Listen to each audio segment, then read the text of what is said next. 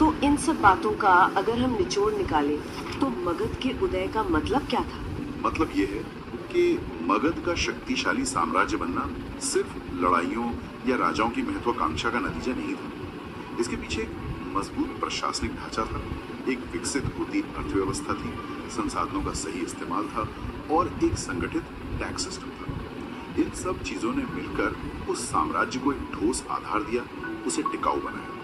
ये दिखाता है कि सिर्फ फौजी ताकत नहीं बल्कि एक अच्छा एडमिनिस्ट्रेशन और इकोनॉमी भी कितनी जरूरी होती है। यहाँ एक सोचने वाली बात ये भी उठती है कि मगध ने जो प्रशासनिक और आर्थिक मॉडल स्थापित किया वो आगे आने वाले साम्राज्यों, खासकर मौर्य साम्राज्य के लिए किस हद तक एक टेम्पलेट या एक आधार बना। तो अब मेरा अगला विषय है मगध साम्राज्य। ये उन 16 महाजनपदों में से एक था और इसने भारतीय इतिहास पर अपनी बहुत गहरी छाप छोड़ी है कि आखिर मगध इतना शक्तिशाली कैसे बना, कौन कौन से प्रमुख राजवंश आए यहाँ और उस समय का समाज, अर्थव्यवस्था, वो सब कैसा था। चलिए इस पर थोड़ी गहराई से बात करते हैं। बिल्कुल, मगध का अध्ययन जरूरी है क्योंकि इसने भारत के पहले, आप कह सकते हैं, बड़े साम्राज्य की नींव रखी। देखिए, किसी भी शक्ति के उदय के पीछे कई कारण होते हैं, है ना। मगध के मामले में देखें तो उसकी भौगोलिक स्थिति, जो नेचुरल रिसोर्सेज थे और हाँ, जो शासक थे उनकी नीतियाँ, इन सब ने मिलकर इसे एक प्रमुख ताकत बनाया। हाँ, जैसे आपने भौगोलिक स्थिति की बात की, इनकी राजधानियों को ही देखें। पहले राजगृह 5 पहाड़ियों से घिरा हुआ, मतलब एक तरह से नेचुरल किला। बिल्कुल, सुरक्षा की दृष्टि से बहुत बेहतर। और फिर बाद में पाटलिपुत्र, वो गंगा और सोम नदियों के संगम पर थी।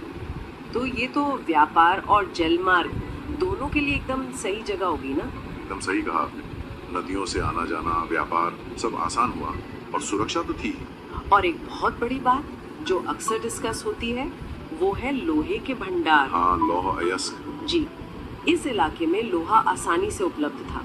तो इससे क्या हुआ, बेहतर हथियार बने, खेती के लिए अच्छे औजार बने, तो जाहिर है फौजी ताकत भी बढ़ी और खेती में प्रोडक्शन भी बढ़ा, जिससे बड़ी सेना रखना आसान हो गया।